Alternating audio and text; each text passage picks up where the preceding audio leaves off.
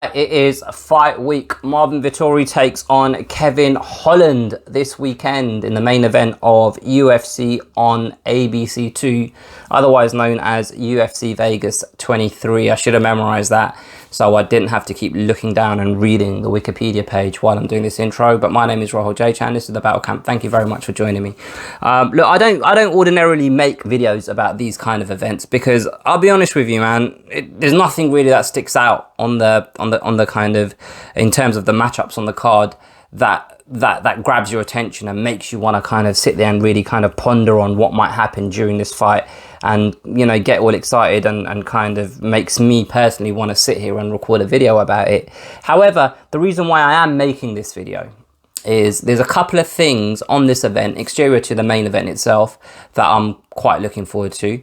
And also, I feel like I've been on a bit of a roll recently, man. I've been quite consistent with making videos and putting content out. And hey guys, I'm a YouTuber. Hey guys, it's your boy. I'm a YouTuber now.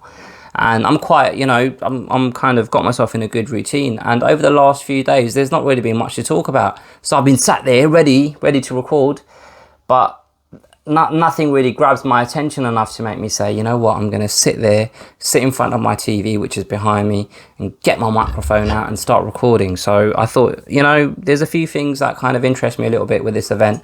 Why not talk about him? So I mentioned there's a couple of things exterior to the actual fights on this card that excite me. And I suppose the first thing is, this is the first event that we're going to see fighters actually wearing the new Venom kits. I made a video last week, which you can also check out on this channel, where I spoke about the new UFC and Venom deal and a few things that I think Venom should avoid to have a successful campaign as a new kit supplier for UFC fighters. And I kind of quite like the look of this new Venom kit. Like, don't get me wrong, it's very kind of, they played it very safe in terms of the style of the kit.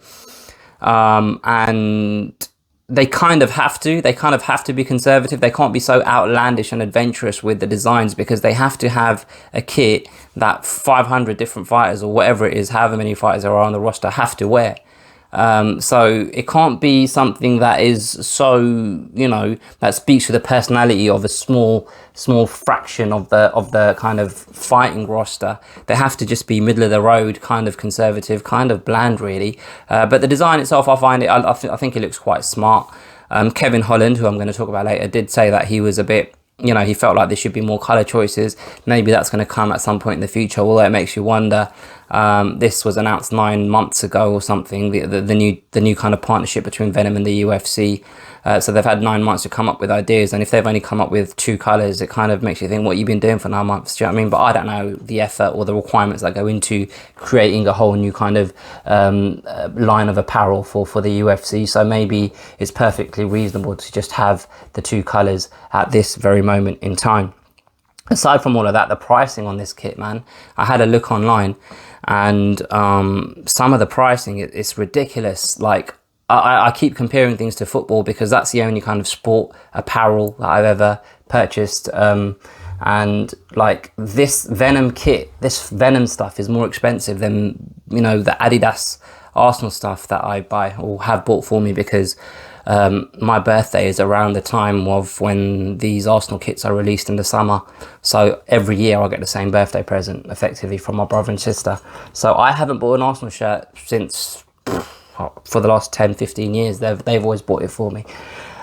I don't know why I'm telling you guys that, but I do know what the prices are for Arsenal Adidas gear. And Venom isn't really a brand that I would go out and buy. Do you know what I mean? So I just find it quite strange that this is basically the same pricing as the Reebok kits. One of the things that I said in that video previously is that they need to make sure that the pricing is reasonable and not crazy expensive like the Reebok stuff was. And that's one. They haven't listened to me, guys. They just haven't listened to me. Apart from the Venom stuff, the event itself is at a reasonable time for us UK fans, and it all makes sense because originally it was meant to be Darren Till headlining this fight against Marvin Vettori, another European, and then Arnold Allen in the co-main event. So it kind of makes sense. It would have been prime time for us. I think the main event kicks off at like 10 p.m. or something like that, 8 p.m, 9 p.m. I've got it on record on that TV there, but I can't remember what time it starts. But it is at a very, very, very palatable time for us Europeans.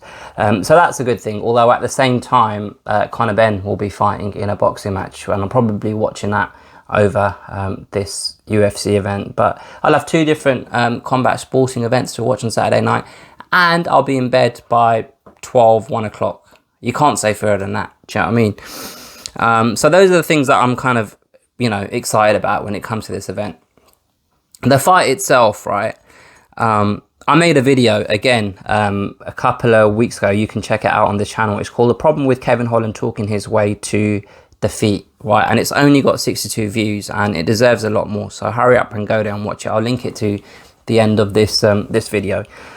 But yeah, I spoke about Kevin Holland and the controversy around him being very vocal while Derek Brunson was beating him up for 5 rounds. And I gave my opinion on Kevin Holland as a fighter, where I think he is in his mind, and what I think he's maybe what's the wrong word. I kind of gave my assessment on where I think he is mentally in terms of his relationship to the fight game, right? And after, I felt justified in what I said in that video, especially having heard his interview with Ariel Helwani directly after he lost to Derek Brunson.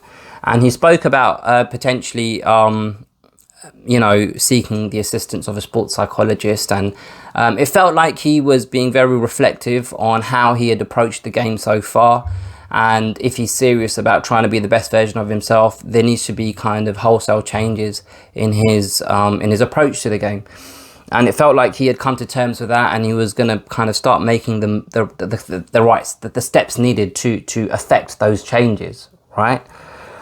And then he goes and steps in late notice against Marvin Vettori, which for me, from what he said to Ariel Helwani to the action he took in being this late notice replacement, those things that they don't coincide with each other. Do you know what I mean? Like, his words don't match the actions. And what really surprised me is during Kevin Holland's, I mentioned this, I think, during my, the previous video I did about Kevin Holland.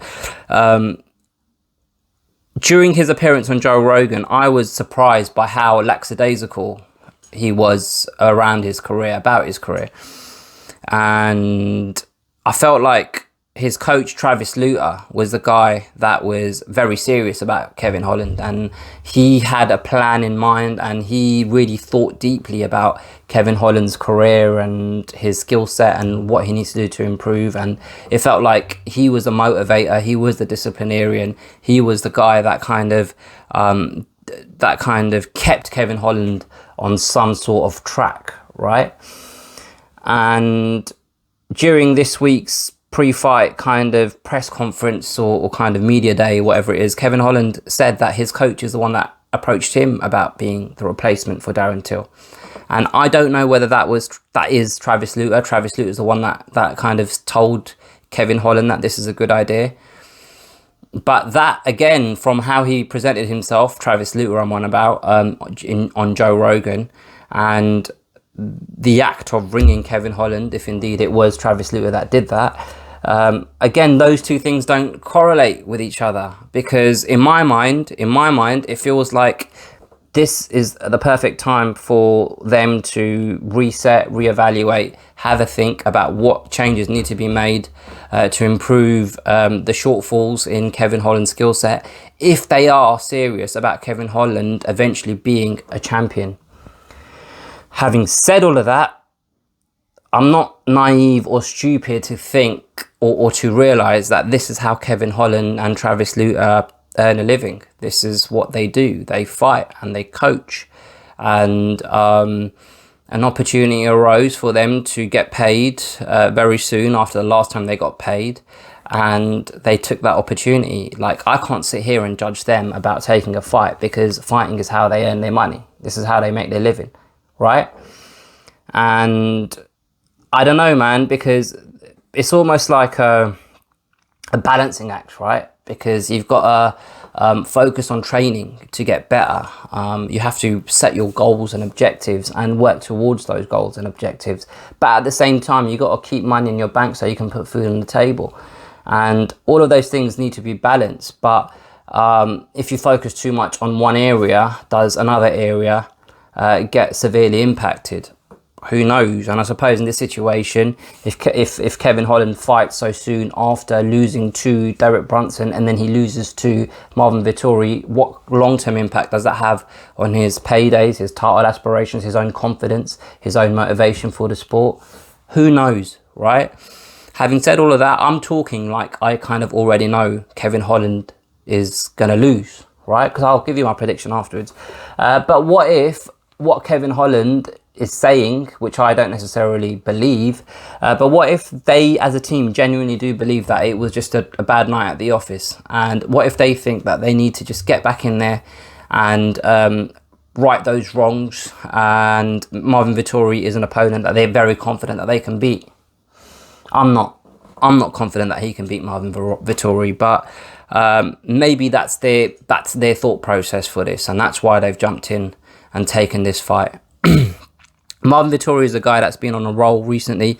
This was going to be his big step up against, Darren Till, who's not only a ranked middleweight, but also a guy that's that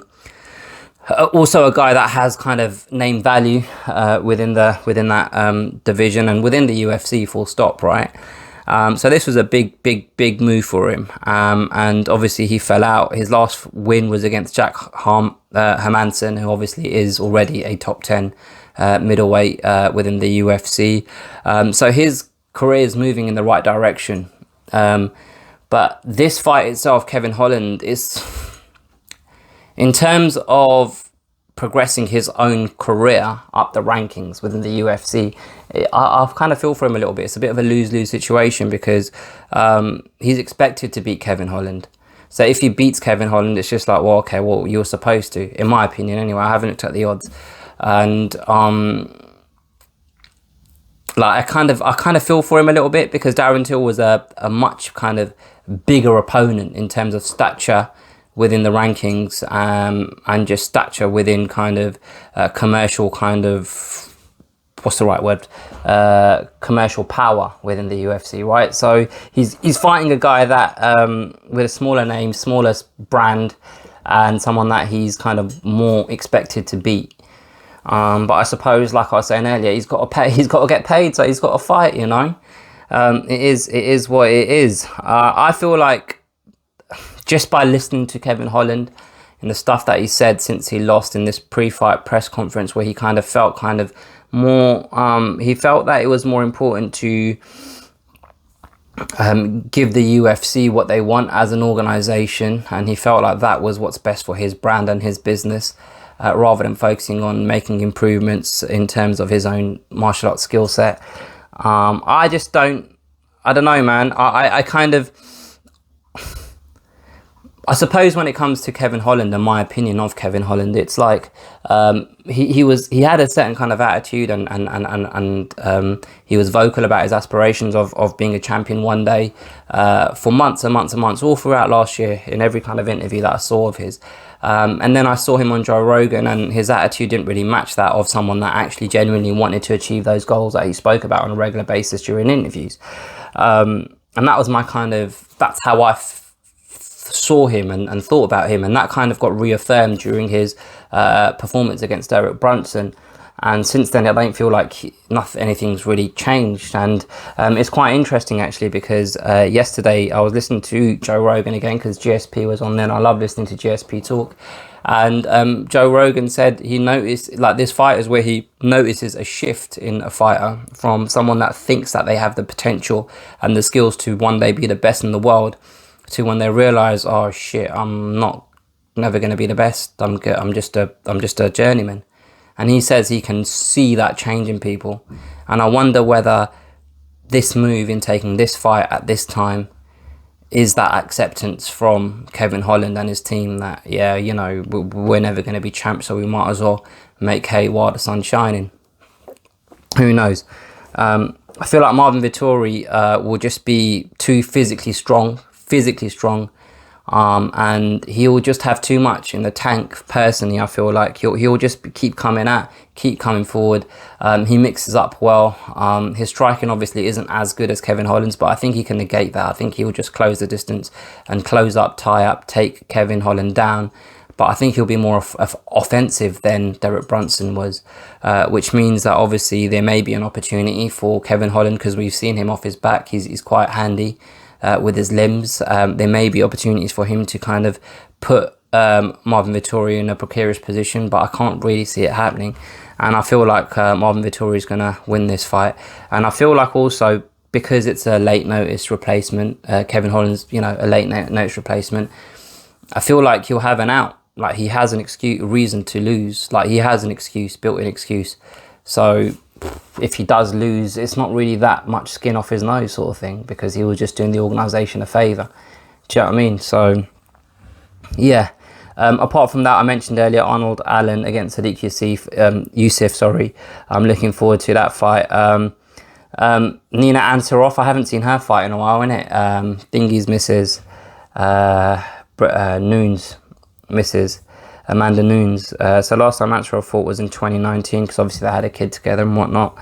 There are some names. Mike Perry's fighting again, who actually seemed a bit more even-keeled during the pre-fight press conference. He didn't really seem his usual self. He's actually got a camp this time. So, you know, that's saying something. Maybe he's starting to take his career a little bit more seriously. And you got the man, Jim Miller being the headline of the prelims. What a legend Jim Miller is, man. What an absolute legend. How old is he now? 37. He's literally, it feels like he was there on UFC 1 for some reason. Like, ever since I can remember watching MMA, Jim Miller's been a fighter. But yeah, this video has really gone longer than I thought. It's almost like a bloody proper podcast, like nearly 20 minutes talking about Kevin Holland against Marvin Vettori. Well, to be fair, I did start off for the first 5 minutes talking about Venom. But yeah, let me know what you guys think. Put your comments below. Don't be scared to hit the like button if you've enjoyed this. Share this with a friend if you have. No, have I? No. Subscribe if you haven't already. Share this with a friend if you've enjoyed it. Yes, that's what I was meant to be saying. But yeah, man. Comment below. Let me know what you think about the fights. Let me know what you think about my thoughts. And I will catch you guys next time. Ciao for now.